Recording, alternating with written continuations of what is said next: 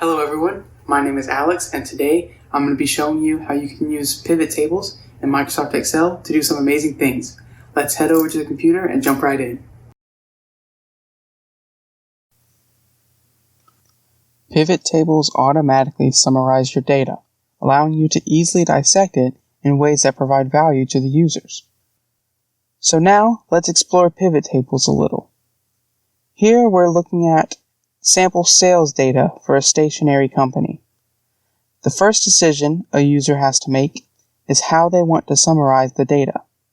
They may want to know sales by product, total income by products, or even who had the most sales.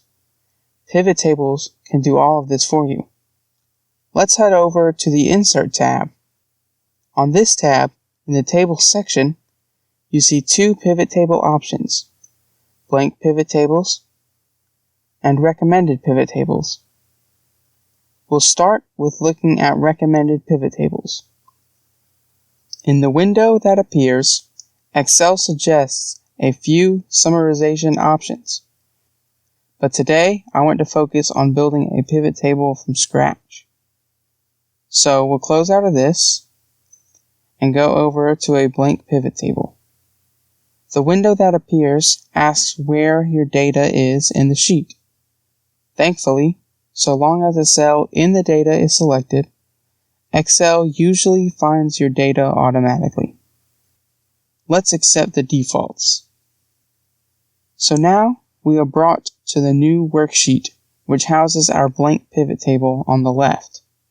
On the right is our selection of fields we can use in the pivot table, and then the areas of the pivot table where you can apply these fields. Let's begin by looking at the sum of our totals. What this does is simply sum all the totals on the data sheet. This is great, but it has little meaning right now. So let's add some rows. We'll add the item category to the rows section. Now this pivot table has a bit more meaning.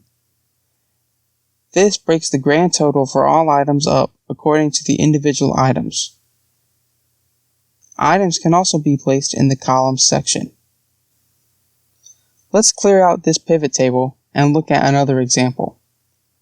If we drag units into the values section, we get the total number of units sold over the time period.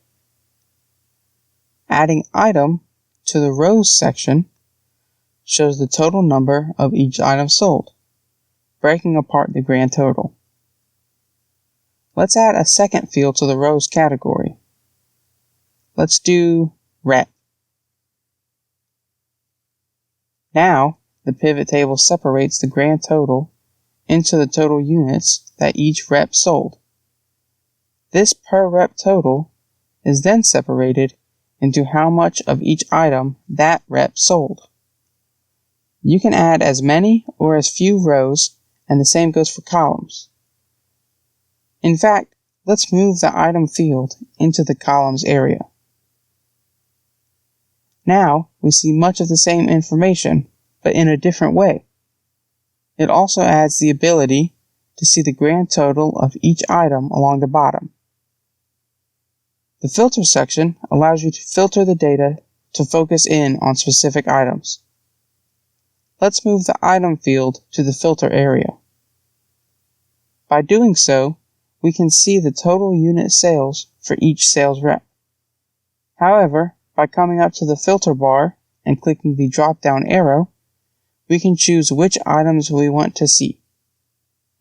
For example, if we want to look at the sum of binders and pens each rep sold, all we need to do is click the drop-down arrow, click the Select Multiple Items checkbox, uncheck All, and then check the items we want to see. Once you have your table, you can increase the readability by changing the column titles, adding a style, and sorting the data. Well, that's it for now. I hope you enjoyed this brief introduction to using pivot tables in Microsoft Excel.